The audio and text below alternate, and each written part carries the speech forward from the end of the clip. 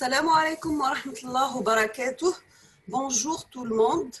Donc, dans cette vidéo, je vais faire le chapitre 4, traitement du signal. On va voir aujourd'hui la synthèse des filtres numériques RII. Donc, on va commencer par des généralités. Nous avons que la synthèse de filtres linéaires, soit analogiques ou bien numériques, soit des filtres à réponse impulsionnelle finie ou bien à réponse impulsionnelle infinie, représentent l'ensemble des outils mathématiques destinés à concevoir un filtre à partir de spécifications dans le domaine fréquentiel ou bien temporel. Autrement dit, pour les filtres numériques, il s'agit de techniques permettant de déterminer les échantillons de la réponse impulsionnelle discrète H de n, c'est-à-dire le cas à les filtres à réponse impulsionnelle finie, ou bien les coefficients AK et BL, cas des filtres à réponse impulsionnelle infinie. Garantissant des caractéristiques spectrales les plus proches possibles des caractéristiques spectrales désirées, nous avons que les caractéristiques spectrales désirées d'un filtre est le souvent donné par le gabarit du filtre. Donc, toujours avec les généralités, on va voir en ce qui concerne la synthèse des filtres numériques RII, il existe plusieurs techniques. Seulement, les techniques les plus utilisées sont basées essentiellement sur la transformation d'un filtre analogique connu et ou réalisé en un filtre numérique qui possède des caractéristiques spectrales similaires ou proches. Autrement dit, nous pouvons commencer par choisir un filtre analogique avec les caractéristiques souhaitées, c'est-à-dire le gabarit du filtre analogique, et ensuite trouver une transformation permettant de passer le plan P, le plan analogique, au plan Z, le plan numérique. Bien sûr, en garantissant les mêmes spécifications. Donc, nous avons un filtre analogique, il est choisi ou bien réalisé. Nous avons cette fonction de transfert H de P, elle est connue. Et on passe à travers quelle transformation pour avoir la synthèse du filtre numérique. Il faut déterminer la fonction de transfert de H de Z. D'accord? Donc, ici, on va voir les filtres analogiques. Donc, nous avons ci-dessous les étapes essentielles à suivre lors de la synthèse d'un filtre analogique. La première des choses, il faut commencer par la spécification du filtre analogique à réaliser, c'est-à-dire son gabarit. Deuxièmement, il faut que le gabarit soit normalisé, c'est-à-dire il faut faire la détermination de l'ordre du filtre. Troisièmement, nous avons les types de filtres usuels à utiliser, par exemple les filtres de Butterworth, Chebyshev sous forme normalisée. Par exemple, on va les prendre sous forme de filtre passe-bas avec pulsation de coupure oméga C égale à 1. Quatrièmement, nous avons l'étape de dénormalisation des filtres à réaliser de type quelconque, passe-bas, passe-haut, etc. Bien sûr, avec des pulsations de coupure quelconques. Cinquièmement, il faut le choix de la structure à utiliser pour la conception. On va utiliser Roche, Salien-Kay, B quadratique, etc. D'accord? Donc, les étapes essentielles, le gabarit du filtre. Il faut avoir un gabarit normalisé avec détermination à l'ordre de filtre. Le type de filtre utilisé, bien sûr, sous sa forme normalisée. Après, on va faire la dénormalisation avec des filtres quelconques, soit passe-bas, passe-haut, coupe-bande ou bien coupe-bas, passe-bande ou bien coupe-bande. Bien sûr, avec des pulsations de coupure quelconques. Et après, le choix de la structure à utiliser pour la conception. Donc, ci-dessous un exemple d'un gabarit d'un filtre analogique passe-bas, comme l'on désire réaliser. Il s'agit tout simplement des principales caractéristiques tolérées du gain. Nous avons le module de la réponse fréquentielle du filtre à réaliser, à savoir. Premièrement, la bande passante ici entre 0 et F1. Deuxièmement, la largeur de la bande de transition entre F1 et F2. Troisièmement, les ondulations tolérées dans la bande passante qu'on va les noter par sigma 1. Et quatrièmement, les ondulations tolérées dans la bande coupée ou bloquée qu'on a noté sigma 2. D'accord? Donc, عندي هاي sigma 2 اللي هنا في التحت. عندي ال 1 parce qu'on va se référer à 1, la valeur absolue de h de f égale à 1. وعندي au-dessous c'est 1 moins sigma 1 et en dessous c'est 1 plus sigma 1 et on appelle ça la bande passante. Et cette bande qui se trouve au niveau des axes de fréquence, c'est la bande de transition et ici, la troisième bande, c'est la bande atténuée. Donc, c'est dessous un exemple d'une réponse fréquentielle d'un filtre passe-bas réalisé qui épouse bien le gabarit imposé. Donc, nous avons généralement les taux d'ondulation à l'intérieur de la bande passante et dans la bande coupée sont déterminés en décibels, bien sûr en utilisant les formules suivantes.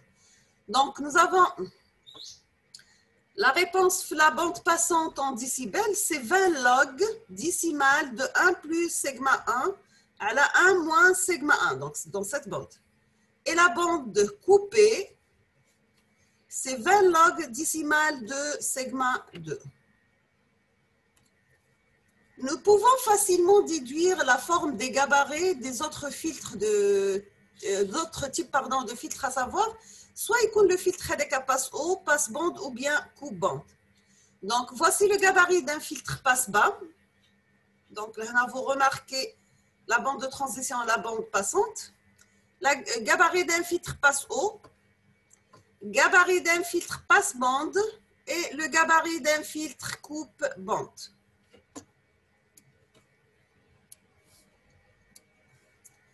Donc, pour les gabarits des filtres analogiques, nous avons que généralement, les fonctions de transfert des filtres analogiques, surtout usuelles, sont normalisées.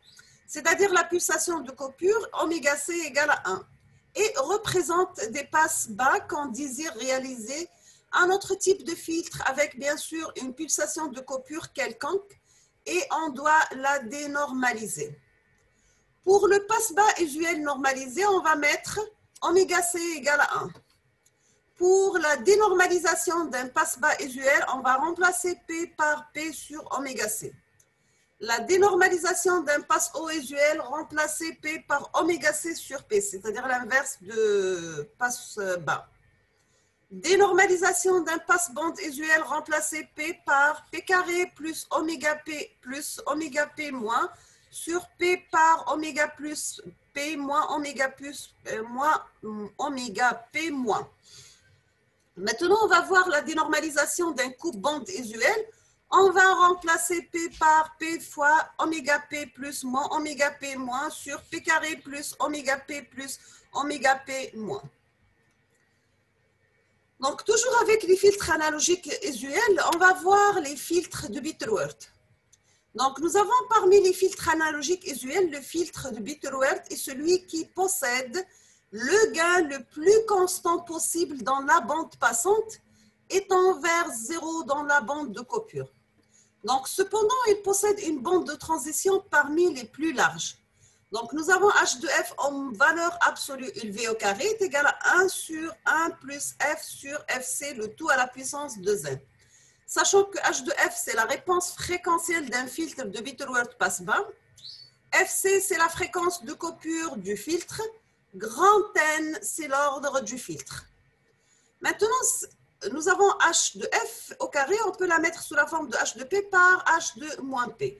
Donc, qui est égal à 1 sur moins P carré sur oméga C au carré, le tout à la puissance N.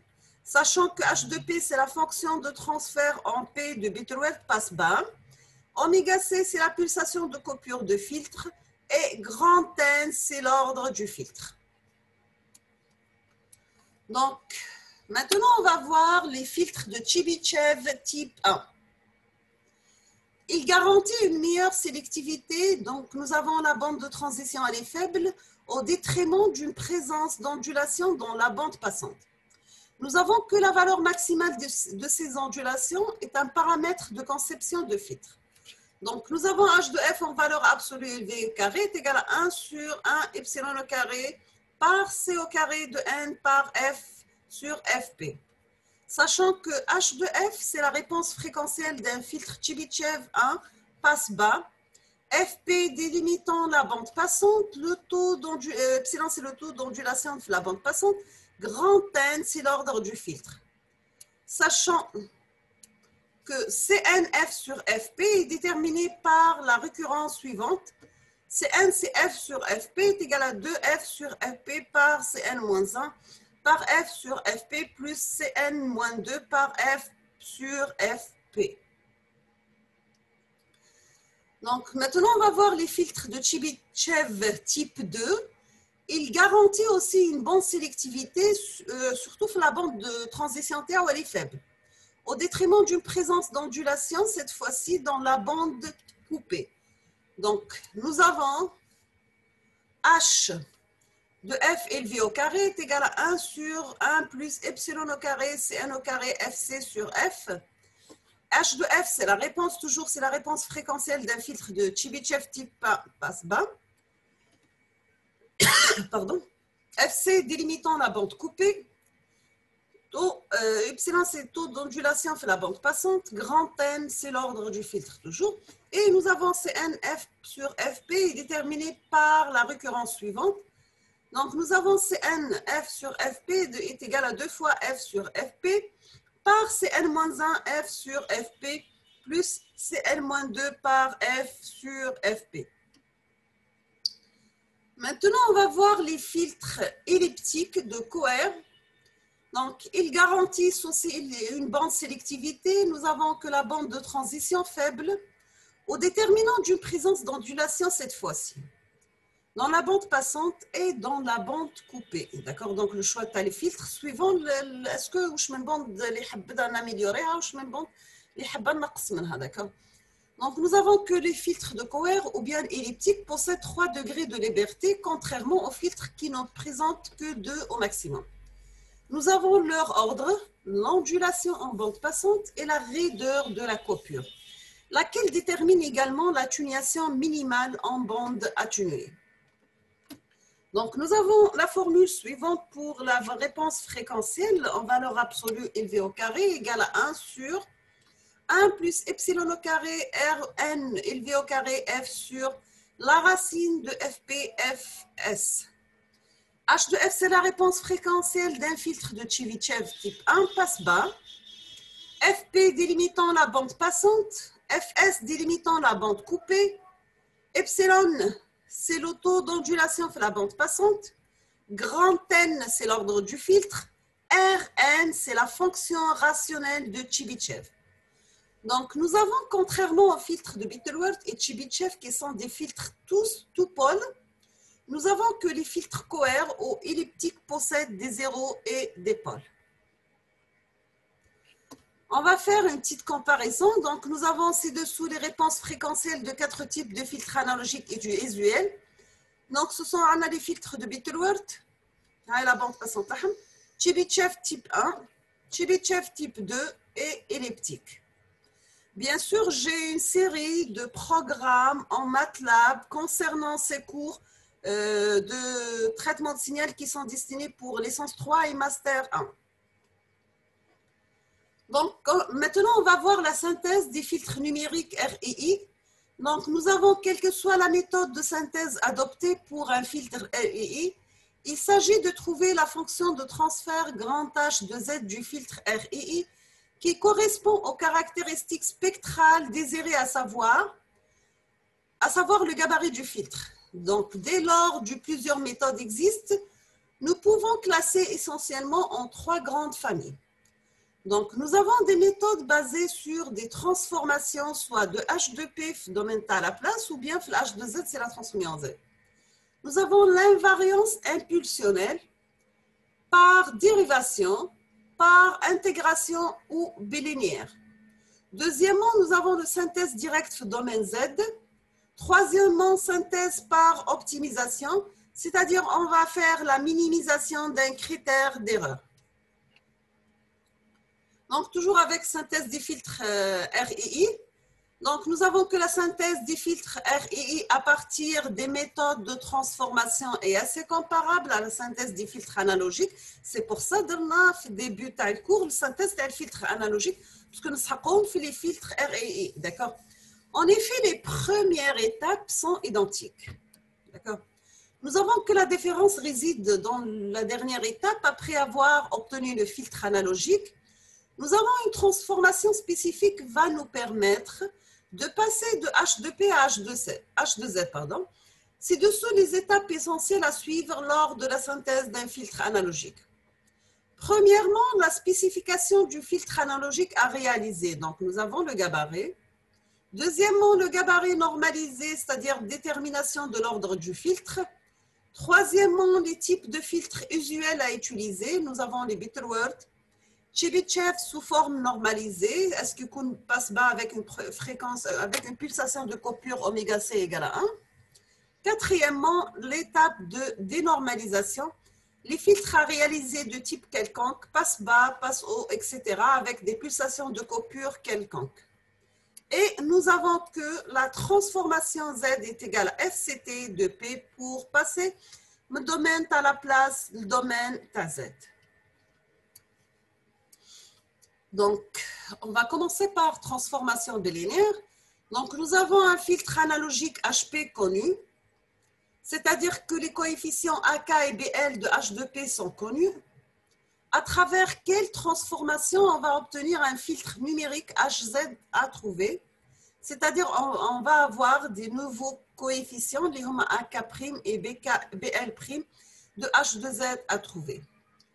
Quelle est la condition à cette sphère? Donc, il faut que les caractéristiques du filtre numérique à réaliser doivent être les plus proches possibles de celles du filtre analogique. Donc, la solution, c'est trouver une transformation qui nous permet de passer de H2P à H2Z et qui doit simplement, qui soit simple, pardon, mais surtout qu'elle garde les caractéristiques du filtre analogique, c'est-à-dire sa stabilité et le gabarit, etc. Donc, on va utiliser la transformation bilinéaire. Donc, on va faire tout ça à travers la transformation bilinéaire. Donc, on dirait la fonction de transfert H2P, c'est B0 plus B1P plus B2P carré plus BNP à la puissance L sur 1 plus A1 PA2P au carré plus BNPK. Et quelle est la transformation de Z? C'est B0' B1Z plus B2' Z, Z-2 plus BL' Z-L sur 1 plus A1' Z-1, A2', Z-2, A', Z-K.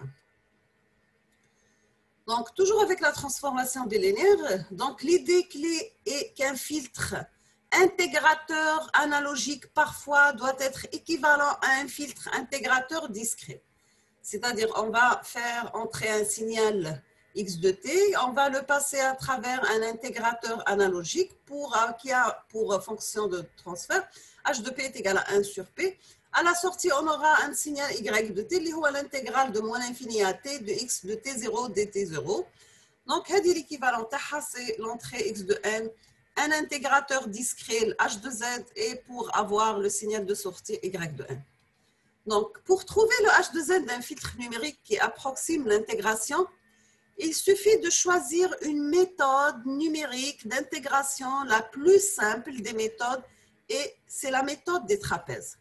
Donc, la méthode de trapèze, ce qui nous permet d'écrire l'équation temporelle discrète qui approxime l'intégrale Y de N d'un signal discret X de N. Donc, on aura Y de N, c'est Y de N moins 1 plus grand T sur 2 par X de N plus X de N moins 1. Donc, toujours avec la transformation bilinéaire, il s'agit bien d'une équation en différence finie du premier ordre. Donc, ce filtre intégrateur discret, c'est un filtre à réponse impulsionnelle infinie. Donc, nous avons Y de N égale à YN moins 1 plus grand T sur 2, X de N plus X de N moins 1.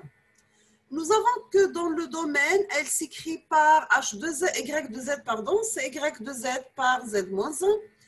plus t sur 2, donc x de n to x de z, x de n moins 1 اللي هي z moins 1 x de z, ou x de n c'est x de z, ou x de n moins 1 هي x de z moins 1 par x de n.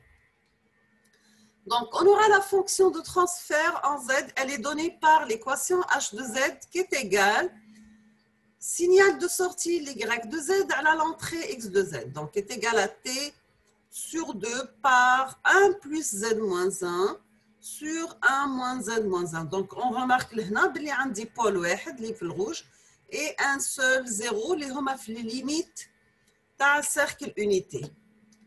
Donc, en tenant compte de l'équivalence entre l'intégrateur analogique h de p qui est égal à 1 sur p et de l'intégrateur discret h de z, on aura 1 sur p qui est égal à t sur 2 par 1 plus z moins 1 sur 1, z moins z moins 1. Donc, il a pour signer équivalent p égale à 2 sur t fois, il n'y en a aucune des parenthèses, donc fois 1 moins z moins 1 fois sur 1 plus z moins 1. Donc, maintenant, nous devons vérifier aussi que cette transformation conserve les caractéristiques essentielles que possède un filtre analogique.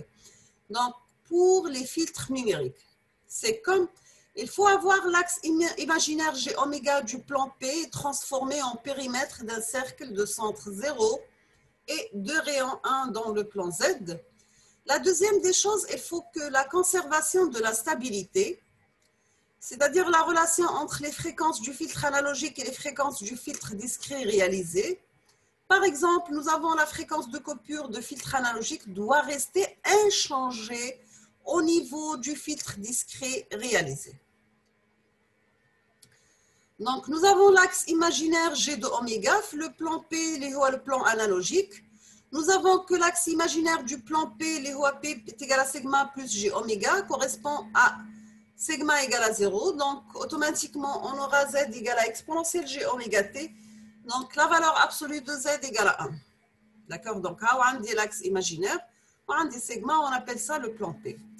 Donc le plan z numérique, le plan z, on va prendre z égale à exponentielle pt, est égal à exponentielle sigma plus g oméga le tout fois t, et pour sigma égale à 0, on aura z égale à exponentielle g oméga t. Donc, là qui compte z égale à exponentielle g oméga t, en valeur absolue égale à 1, on va mettre z en valeur absolue élevée au carré égale à 1. Donc, on dit la partie réelle de z au carré plus la partie imaginaire de z au carré. Le passage le plan P, le plan Z, on dit la partie imaginaire et la partie réelle. Donc, c'est bien l'équation d'un cercle de rayon 1 et de centre 0. Maintenant, on va voir la conservation de la stabilité. Toujours, on va faire la comparaison le plan analogique avec le plan numérique, bien sûr. Nous avons que la stabilité d'un filtre analogique est assurée si tous ces pôles se trouvent dans le demi-plan gauche du plan P. Un P égale à sigma plus G oméga. Donc, autrement dit, ces pôles possèdent tous une partie réelle sigma négative. Donc, un Z égale à exponentielle sigma t par exponentielle G oméga t. Donc, automatiquement, donc avant d'arriver à ça, on va faire la comparaison sur le plan Z numérique.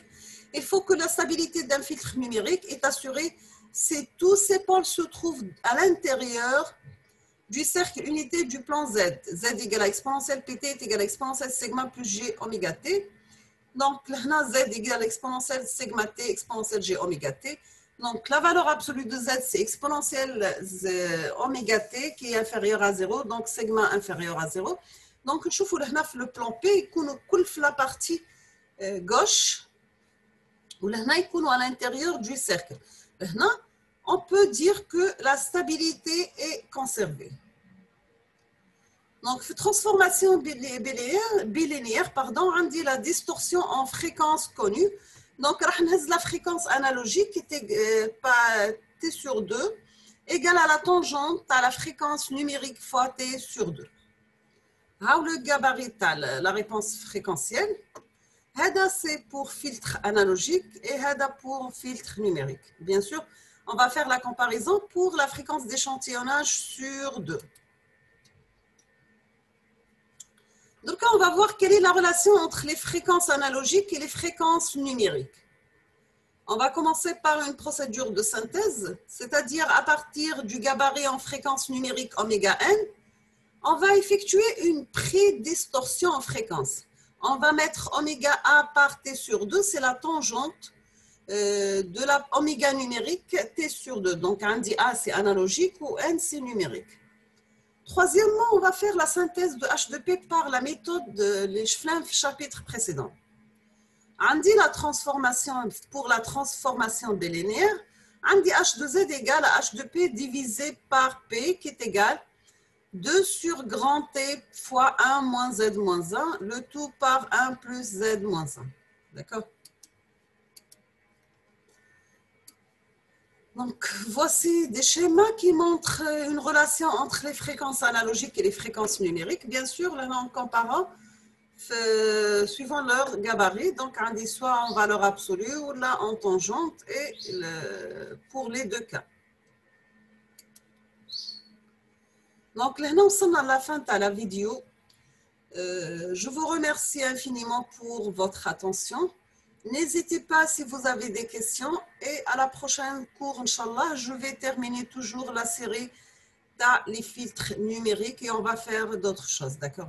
Donc, je vous remercie. À la prochaine vidéo, Inch'Allah.